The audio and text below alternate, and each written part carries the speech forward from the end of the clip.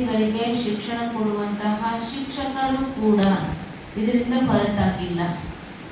ನಾವು ನೋಡ್ತೇವೆ, ನಮ್ಮಲ್ಲಿ ಒಬ್ಬರು GH 12 ಸರ್ ಅಂತ ಇದ್ರು. ಅವ್ರು ಹೇಳ್ತಿದ್ರು, ಒಬ್ಬ ವಿದ್ಯಾರ್ಥಿಯ ತಂದೆ ಅವ್ರ ಹತ್ರ ಅಳ್ಕೊಂತ ಬಂದಂತೆ. ಯಾಕೆ ಅಳ್ತೀಯ ಅಂತ ಕೇಳಿದ್ರಂತೆ.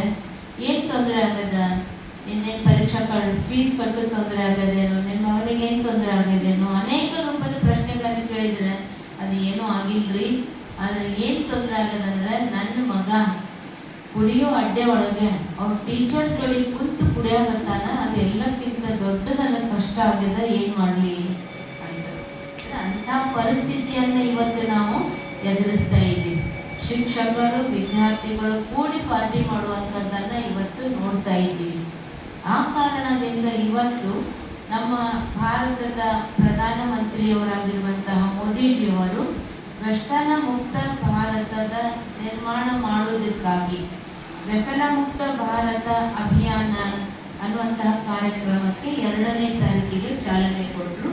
ಅದರ ಜೊತೆಗೆ ನಮ್ಮ ಬಸವ ನಾಡಿನ ಮಹಾನ್ ಶರಣರಾಗಿರುವಂತಹ ಇಳಕಲ್ ಮಹಾಂತ ಸ್ವಾಮೀಜಿಗಳು ಕೂಡ ತಮ್ಮ ಜೀವನದುದ್ದಕ್ಕೂ ಸಮಾಜದ ಕಳಕಳಿಗಾಗಿ, ಸಮಾಜದ ಉದ್ಧಾರಕ್ಕಾಗಿ ಕಳಕಳಿಯಿಂದ ಮಹಾಂತ ಜೋಳಿಗೆಯನ್ನು ಹಾಕಿ ಮನೆ ಮನೆಗೆ ಭಿಕ್ಷೆ ಬೇಡಿದರು. ಯಾವ ಭಿಕ್ಷೆ ಅಂದರೆ, ನಿಮ್ಮ ಹತ್ರ ಇರುವಂತಹ ದುಷ್ಟ ಜಟದ ಕೆಟ್ಟ ಗುಣದ ದಾನವನ್ನಾಗಿ ಕೊಡಿರಿ ಅಂತ. ಅವರು ಎಷ್ಟೆಲ್ಲ ಮಾಡಿದರು. ಮೋದಿಜಿಯವರು ಹೇಳಿದ್ದಾರೆ, ನಾವು ಮಾಡ್ತಾ ಇದ್ದೀವಿ, ನೀವೇನು 30 ಸೆಕೆಂಡಿನ ಒಂದು ಪ್ರತಿಜ್ಞೆ, ಈ ಪ್ರತಿಜ್ಞೆ ಮಾಡಿ ಹೋದ್ರಿ ವ್ಯಸನ ಮುಕ್ತ ಆಗ್ತೀವಾ ಅಂತ ತಮಗೆ ಪ್ರಶ್ನೆ ಬರ್ತದೆ. ಅಥವಾ ಇವರು ಎಲ್ಲ ಸ್ಕೂಲ್ ಕಾಲೇಜುಗಳಿಗೆ ಪ್ರೀ ಪ್ರೈಮರಿ ಹಿಡ್ಕೊಂಡು PG ವರೆಗೆ ಎಲ್ಲರಿಗೂ ಪ್ರತಿಜ್ಞೆ ಮಾಡಿಸಿದಾಗ ನಶಾಮುಕ್ತ ಆಗ್ತೀವಾ, ಸಾಧ್ಯದನ, ಹೇಗೆ ಆಗ್ತೀವಿ ಅನ್ನುವಂತಹ ನೂರಾರು ಪ್ರಶ್ನೆಗಳು ನಮಗೆ ಹುಟ್ಟುತ್ತವೆ. ಆದರೆ ನಾವು ಮಾಡುವಂತಹ ಈ ಒಂದು ಪ್ರತಿಜ್ಞೆಯಿಂದ ಈ ಸದ್ಯ ವ್ಯಸನ ಮುಕ್ತ ಆಗಲಿಕ್ಕಿಲ್ಲ. ಇವತ್ತಿನ ಮಕ್ಕಳಿಗೆ ನಾವು ಜಾಗೃತಿಯನ್ನು ಮಾಡಿದಾಗ, ತಿಳುವಳಿಕೆ ಕೊಟ್ಟಾಗ ಇವತ್ತಿನ ಮಕ್ಕಳೇ ನಾಳಿನ ನಾಗರಿಕರು ಆಗ್ತಾರೆ. ನಾವು ಮಕ್ಕಳಿಗೆ ಶಾಲೆಯಲ್ಲಿ ಹಾಡು ಹೇಳಿಸ್ತೀವಿ, ನಾವು ಎಳೆಯರು ನಾವು ಗೆಳೆಯರು, ಹೃದಯ ಹೂವಿನ ಹಂದರ, ನಾಳೆ ನಾವೇ ನಾಡ ಹಿರಿಯರು, ನಮ್ಮ ಕನಸದು ಸುಂದರ ಅಂತ ಹೇಳ್ತೀವಿ. ಆ ಮಕ್ಕಳಿಗೆ, ಸಣ್ಣ ಮಕ್ಕಳಿದ್ದಾವೆ, ಏನು ತಿಳಿಯೋದಿಲ್ಲ, ಹೂವಿನ ಹಂದರ ಇದ್ದಂಗೆ ಇದ್ದಾವೆ. ತೋಟದಲ್ಲಿ ಹೂಗಳು ಎಷ್ಟು ಚೆನ್ನಾಗಿ ಕಾಣಿಸ್ತವೆ, ಹಾಗೆ ಶಾಲೆಯಲ್ಲಿ ಕೂತ್ಕೊಂಡಿರುವಂಥ ಮಕ್ಕಳೆಲ್ಲ ಚೆನ್ನಾಗಿ ಕಾಣಿಸ್ತವೆ. ಅಷ್ಟೊಂದು ಸ್ವಚ್ಛ, ಶುದ್ಧ, ಪವಿತ್ರ ಮಕ್ಕಳಿದ್ದಾವೆ. ಅವರಿಗೆ ಭವಿಷ್ಯದಲ್ಲಿ ಬರುವಂತಹ ಅಥವಾ ಭವಿಷ್ಯದಲ್ಲಿ ಇವುಗಳಿಂದ, ವ್ಯಸನಗಳಿಂದ, ಅಥವಾ ಮಾದಕ ಪದಾರ್ಥಗಳಿಂದ ಏನು ಹಾನಿ ಆಗ್ತದೆ ಅನ್ನುವಂತಹ ತಿಳುವಳಿಕೆ ನೀಡಿದಾಗ ಆ ಮಕ್ಕಳು ಜಾಗೃತ ಆಗೋದಕ್ಕೆ ಸಾಧ್ಯ ಆಗ್ತದೆ.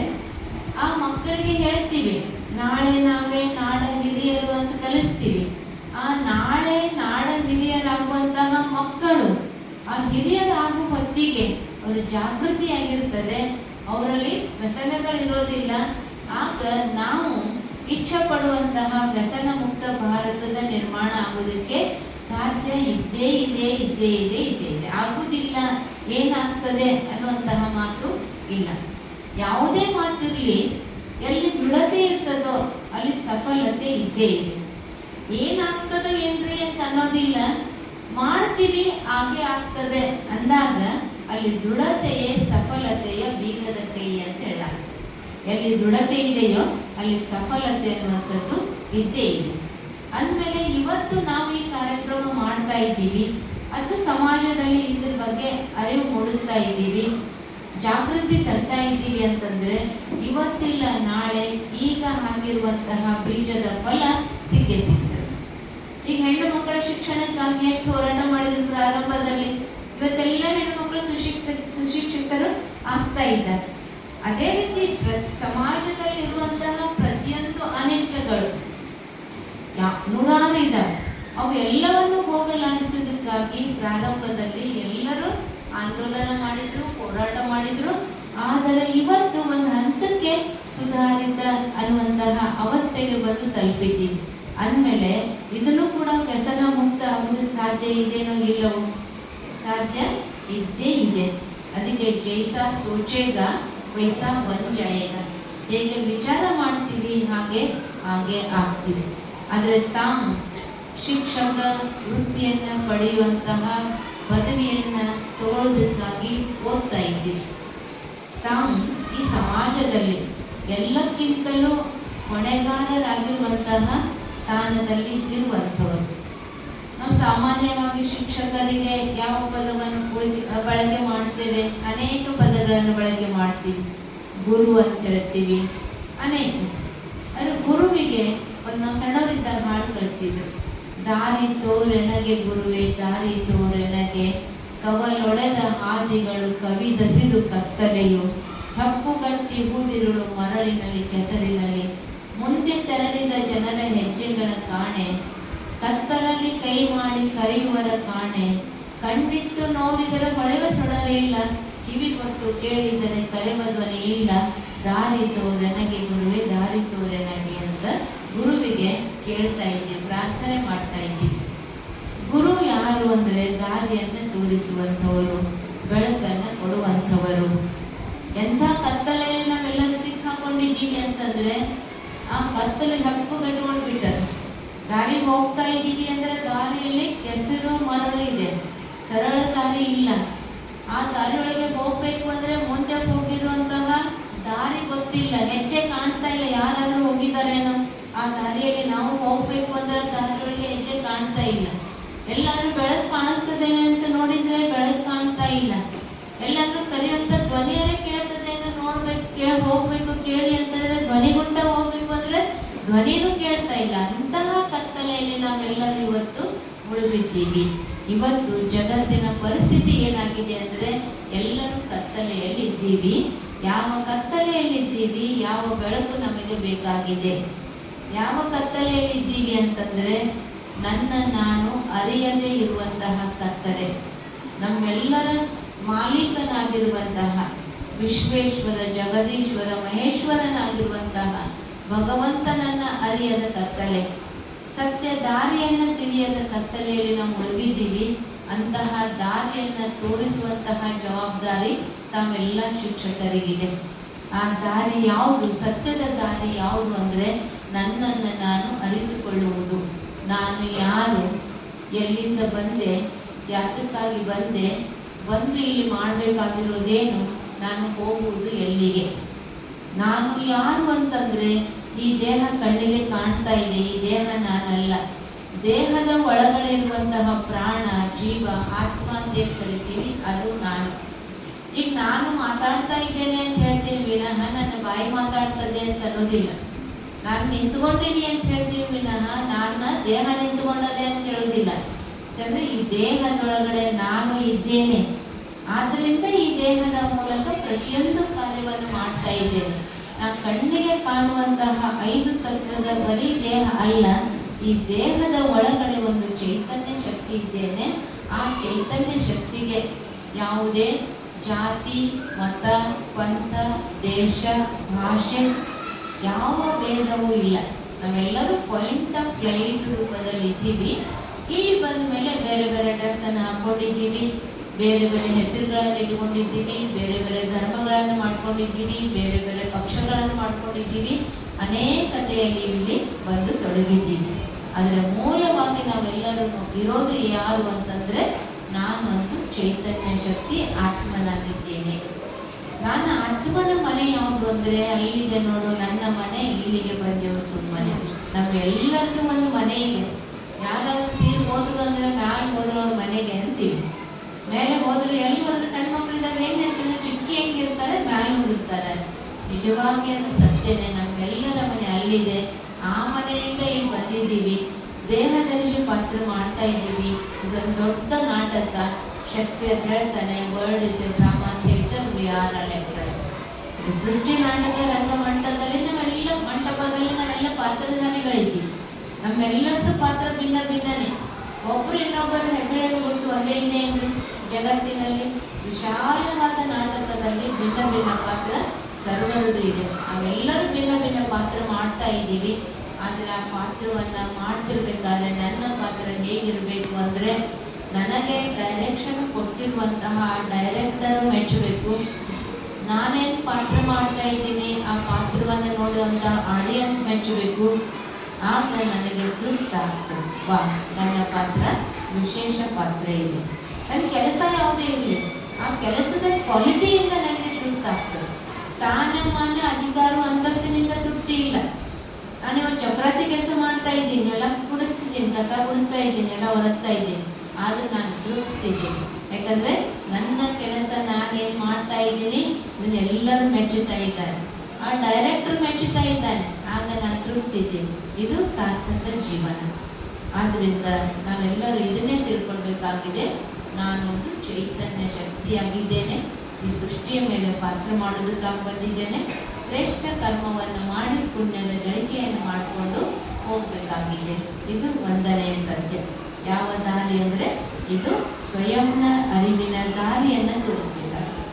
ಎರಡನೆಯ ಸತ್ಯ, ಎರಡನೆಯ ದಾರಿ ಯಾವುದು ಅಂದರೆ ನಮ್ಮೆಲ್ಲರಿಗೂ ಒಬ್ಬ ಮಾಲೀಕ ಇದ್ದಾನೆ. ಆ ಮಾಲೀಕನನ್ನು ಯಾವಾಗ ನೆನಪು ಮಾಡ್ತೇವೆ ಅಂದರೆ ಏನೋ ಕಷ್ಟ ದುಃಖ ನೋವು ಬಂದಾಗ, ಪರಿಸ್ಥಿತಿ ಬಂದಾಗ, ರೋಗ ಬಂದಾಗ ಅಯ್ಯೋ ಭಗವಂತ ಅಂತೀವಿ, ಅಯ್ಯೋ ಗಾಡ್ ಅಂತೀವಿ, ಅಯ್ಯೋ ಅಲ್ಲ ಅಂತೀವಿ, ಯಾವುದೇ ಶಬ್ದ ಅನ್ನಬಹುದು. ಅವನನ್ನು ಎಲ್ಲರೂ ಒಂದಲ್ಲ ಒಂದು ರೂಪದಿಂದ ನೆನಪು ಮಾಡ್ತೀವಿ. ಅಂದರೆ ಈ ಜಗತ್ತಿದೆ ಅಂದರೆ ಜಗತ್ತಿಗೆ ಒಬ್ಬ ಮಾಲೀಕ ಇದ್ದಾನೆ. ಆ ಮಾಲೀಕನಿಗೆ ವಿಶ್ವೇಶ್ವರ, ಜಗದೀಶ್ವರ, ಲೋಕೇಶ್ವರ ಅಂತ ಹೇಳ್ತೀವಿ. ಕನ್ನಡದಲ್ಲಿ ಶಬ್ದಗಳನ್ನು ಹೇಳ್ತೀವಿ. ಹಿಂದಿ, ಉರ್ದು, ಮರಾಠಿ ಎಷ್ಟು ಭಾಷೆ ಇದ್ದಾವೆ ಅಷ್ಟು ಭಾಷೆಯಲ್ಲಿ ಅವನನ್ನು ಬೇರೆ ಬೇರೆ ಹೆಸರಿನ ಕರೆದಿದ್ದೀವಿ. ಅಲ್ಲಿರೋದು ಅವನು ಒಬ್ಬ ಆತನೇ ಇದ್ದಾನೆ. ಅವನೇ ನಮ್ಮೆಲ್ಲರಿಗೂ ಮಾಲೀಕ. ನಾವೇನು ಬೇಡ್ತೀವಿ ಎಲ್ಲವನ್ನು ಕೊಡುವಂಥವನು ಆತ ಇದ್ದಾನೆ.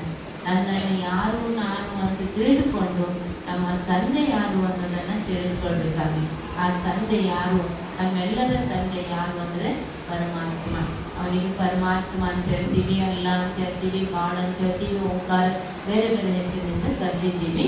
ಒಟ್ಟಿನಲ್ಲಿ ಸುಪ್ರೀಂ ಅಥಾರಿಟಿ, ಸುಪ್ರೀಂ ಪವರ್ ಒಬ್ಬಿದ್ದಾನೆ. ನಾವು ಆತ್ಮ ಅಂತ ತಿಳ್ಕೊಂಡಿವಿ, ನಮ್ಮ ತಂದೆ ಸುಪ್ರೀಂ ಪವರ್ ಇದ್ದಾರೆ ಅಂತ ತಿಳ್ಕೊಂಡಿದ್ದೀವಿ. ಅವ್ರದ್ದು ರೂಪ ಬಿಂದು ಪಾಯಿಂಟ್ ಆಫ್ ಲೈಟ್ ಇದ್ದಾರೆ. ಆ ಭಗವಂತನಿಗೂ ಗುಣಗಳು ಶಾಂತಿ ಸಾಗರದಷ್ಟು ಗುಣಗಳಿದ್ದಾವೆ. ನಮ್ಮ ಗುಣಗಳು ಶಾಂತಿ, ಪ್ರೀತಿ, ಆನಂದ, ಜ್ಞಾನ, ಸುಖ, ಪವಿತ್ರತೆ, ಶಕ್ತಿ. ಈ 7 ಗುಣಗಳನ್ನು ಆತ್ಮನ ಗುಣಗಳಿದ್ದಾವೆ. ಪರಮಾತ್ಮನಲ್ಲಿಯೂ ಅದೇ ಗುಣಗಳು ಸಾಗರದ ರೂಪದಲ್ಲಿ ಇದ್ದಾವೆ. ಯಾವಾಗ ನನ್ನನ್ನು ನನ್ನ ಆತ್ಮ ಅಂತ ತಿಳ್ಕೊಂಡು ಆ ಪರಮಾತ್ಮನ ಜೊತೆಗೆ ಸಂಬಂಧ ಜೋಡಿಸುವಂತಹ ಅಭ್ಯಾಸ ಮಾಡ್ತೇವೆ, ಅದಕ್ಕೆ ಧ್ಯಾನ, ಯೋಗ, ಮೆಡಿಟೇಷನ್ ಅಂತ ಹೇಳ್ತೀವಿ. ಇಡೀ 24 ದಿನದ ಸಮಯದಲ್ಲಿ ಅವಧಿಯಲ್ಲಿ ಒಂದು ಅರ್ಧ ಗಂಟೆ ಮಾತ್ರ ನಮ್ಮ ಮನಸ್ಸನ್ನು ಏಕಾಗ್ರ ಮಾಡಿಕೊಂಡು ಆ ಪರಮೋಚ್ಚ ಶಕ್ತಿಯ ಜೊತೆಗೆ ಸಂಬಂಧ ಜೋಡಿಸುವಂಥ ಅಭ್ಯಾಸ ಇವತ್ತು ಪ್ರತಿಯೊಬ್ಬರಿಗೂ ಅಗತ್ಯ ಇದೆ. ಆ ಕೊರತೆಯಿಂದಲೇ ಪ್ರತಿಯೊಬ್ಬ ವ್ಯಕ್ತಿ ಟೆನ್ಷನ್, ಸ್ಟ್ರೆಸ್, ಸಮಸ್ಯೆಗಳು, ಪರಿಸ್ಥಿತಿಗಳು, ಏರುಪೇರುಗಳು, ದ್ವಂದ್ವಗಳು ಇವುಗಳಲ್ಲಿ ಮುಳುಗಿಬಿಟ್ಟಿದ್ದೀವಿ. ಯಾಕೆ ಅಂತಂದರೆ ಅಶಕ್ತರಾಗಿದ್ದೇವೆ. ಈಗ ಬ್ಯಾಟ್ರಿ ಡಿಸ್ಚಾರ್ಜ್ ಆಯಿತು ಅಂತಂದರೆ ಬ್ಯಾಟ್ರಿ ಚಾರ್ಜ್ ಮಾಡೋದಕ್ಕೆ ಕರೆಂಟಿಗೆ ಪ್ಲಗ್ ಹಾಕ್ತೀವಿ, ಬಟನ್ ಆನ್ ಮಾಡ್ತೀವಿ, ಕರೆಂಟ್ ಪವರ್ ಜೊತೆ ಕನೆಕ್ಷನ್ ಆಗ್ತದೆ, ಆಗದು ಚಾರ್ಜ್ ಆಗ್ತದೆ. ಒಂದು ಅರ್ಧ ಗಂಟೆ ಚಾರ್ಜ್ ಮಾಡಿರೋದು ಎಷ್ಟು ದಿವಸ ಉಪಯೋಗ ಮಾಡ್ತೀವಿ. ಅದೇ ರೀತಿ ನಮ್ಮ ಮನಸ್ಸಿನಲ್ಲಿ, ನಮ್ಮ ಆತ್ಮನಲ್ಲಿ ಶಕ್ತಿಯನ್ನು ಕಳ್ಕೊಂಡ್ಬಿಟ್ಟಿದ್ದೀವಿ. 4 ರೂಪದ ವಿಚಾರ ಪ್ರತಿಯೊಬ್ಬರು ಮಾಡ್ತೀವಿ. ಪಾಸಿಟಿವ್, ನೆಗೆಟಿವ್, ವೇಸ್ಟ್, ನೆಸೆಸರಿ ಪ್ರತಿಯೊಬ್ಬರು ಮಾಡ್ತೀವಿ. ಹೆಚ್ಚಿನ ಸಂಖ್ಯೆಯಲ್ಲಿ ಮಾಡುವಂಥದ್ದು ಇವತ್ತು ಯಾವುದು ಅಂತಂದರೆ ನೆಗೆಟಿವ್ ಮತ್ತು ವೇಸ್ಟ್. ನೆಗೆಟಿವ್ ಮತ್ತು ವೇಸ್ಟ್ ವಿಚಾರ ಮಾಡಿ ಮಾಡಿ ಮನಸ್ಸು ವೀಕ್ ಆಗ್ತದೆ. ವೀಕ್ ಆಗಿರುವಂತಹ ಮನಸ್ಸಿಗೆ ಸಣ್ಣ ಕೆಲಸನೂ ಕೂಡ ಭಾರ ಆಗ್ತದೆ, ಸಣ್ಣ ಮಾತು ದೊಡ್ಡದಾಗ್ತದೆ, ಸಣ್ಣ ಸಮಸ್ಯೆ ಭಾರ ಆಗ್ತದೆ. ಆದ್ದರಿಂದ ನಾವು ವೀಕ್ ಆಗಿರುವಂತಹ ಮನಸ್ಸನ್ನು ಸ್ಟ್ರಾಂಗ್ ಮಾಡ್ಕೊಳ್ಳುವಂಥ ವಿಧಿ ಬೇರೆ ಯಾವುದು ಕಷ್ಟ ಇಲ್ಲ.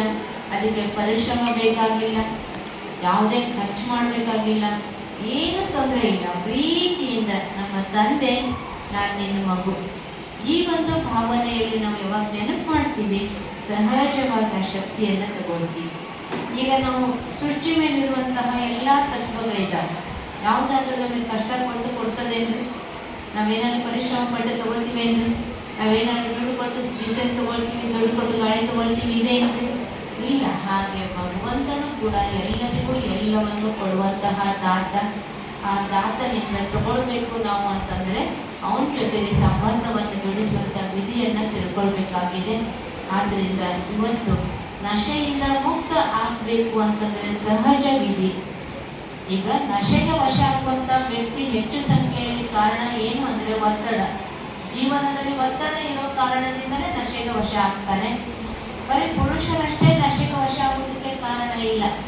ಹೆಣ್ಣುಮಕ್ಕಳು ಕೂಡ ಪುರುಷ ನಶೆಗೆ ವಶ ಆಗಬೇಕು ಅಂದರೆ ಹೆಚ್ಚಿನ ಸಂಖ್ಯೆಯಲ್ಲಿ ಹೆಣ್ಣುಮಕ್ಕಳೂ ಕಾರಣ ಇದ್ದಾರೆ ಅನ್ನುವಂಥದ್ದು ಒಪ್ಪುವಂತಹ ಮಾತು. ಯಾಕೆಂತಂದರೆ ಹೆಣ್ಣು ಮಕ್ಕಳಿಗೆ ಇರುವಂತಹ ಇಚ್ಛೆಗಳನ್ನು ಕೂಡ ಮಾಡಲಿಲ್ಲ, ಅಥವಾ ಹೆಣ್ಣು ಮಕ್ಕಳ ತೊಂದರೆಗೆ ಕಾರಣ ಆಗಿರೋ ಕಾರಣದಿಂದ ನಾವು ಎಷ್ಟೋ ಜನ ಕೇಳ್ತೀವಿ, ಯಾಕೆ ಚೇ ಕುಡಿತೀರಿ, ಯಾಕೆ ಇದು ಬಿಡೋದಿಲ್ಲ ಅಂತಂದರೆ ಕಿರಿಕಿರಿ ಭಾಳ ಆಗ್ಬಿಟ್ಟದ್ರೆ ನಮ್ಗೇನು ಮಾಡೋದು, ಇದಕ್ಕೆ ವಶ ಆಗ್ಬಿಟ್ಟಿವಿ ಅಂತ ಕಾರಣ ಆಗ್ತದೆ.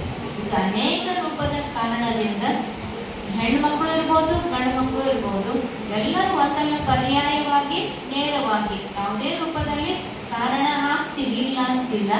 ಆದ್ದರಿಂದ ಎಲ್ಲರಲ್ಲಿಯೂ ಒತ್ತಡ ಮುಕ್ತ ಜೀವನ ಇದ್ದಾಗ ನಶಾಮುಕ್ತರಾಗಿ ನಶಾಮುಕ್ತರನ್ನಾಗಿ ಮಾಡೋದಕ್ಕೆ ಸಾಧ್ಯ ಇದೆ. ಆದ್ದರಿಂದ ಈಶ್ವರೀಯ ವಿಶ್ವವಿದ್ಯಾಲಯಕ್ಕೆ ನಶಾಮುಕ್ತಿ ಕೇಂದ್ರ ಅಂತಲೂ ಕೂಡ ಹೇಳಲಾಗ್ತದೆ. ಈ ವಿದ್ಯಾಲಯದಲ್ಲಿ 12 ಲಕ್ಷ ಜನ ಫಾಲೋವರ್ಸ್ ಇದ್ದಾರೆ. ಅವರೆಲ್ಲರೂ ವ್ಯಸನ ಮುಕ್ತರಾಗಿದ್ದಾರೆ. ಹಾಗೂ 2 ಲಕ್ಷ ಯುವಕರು ನಶಾಮುಕ್ತ. ಹೊರಗಡೆ ಇರೋರೆಲ್ಲರೂ ನಶೆ ಇದ್ದಾರೆ ಅಂದರೆ ನಿಮ್ಮ ಆಶ್ರಮ ಬರೋರಷ್ಟೇ ಮುಕ್ತ ಇದ್ದಾರೆ ಅಂದರೆ ಅಂತ ಅನ್ನೋದು ತಪ್ಪು. ಜಗತ್ತಿನಲ್ಲಿ ಸಾಕಷ್ಟು ಜನ ನಶಾಮುಕ್ತರಿದ್ದಾರೆ. ಆದರೆ ಎಲ್ಲರೂ ಸೇರಿ ಕೈ ಜೋಡಿಸಿ ಕಾರ್ಯದಲ್ಲಿ ಎಲ್ಲರನ್ನೂ ನಶಾಮುಕ್ತರನ್ನಾಗಿ ಮಾಡಬೇಕು ಅನ್ನುವಂಥ ದೃಢ ಸಂಕಲ್ಪ ಮಾಡಿದಾಗ ಅದು ಸಾಧ್ಯ ಆಗೇ ಆಗ್ತದೆ. ಅದರಲ್ಲೂ ತಮ್ಮ ಪಾತ್ರ ಇನ್ನೂ ಹಿರಿದಾದದ್ದು ಮತ್ತೊಮ್ಮೆ ನೆನಪು ಮಾಡ್ಕೊಳ್ಬೇಕು.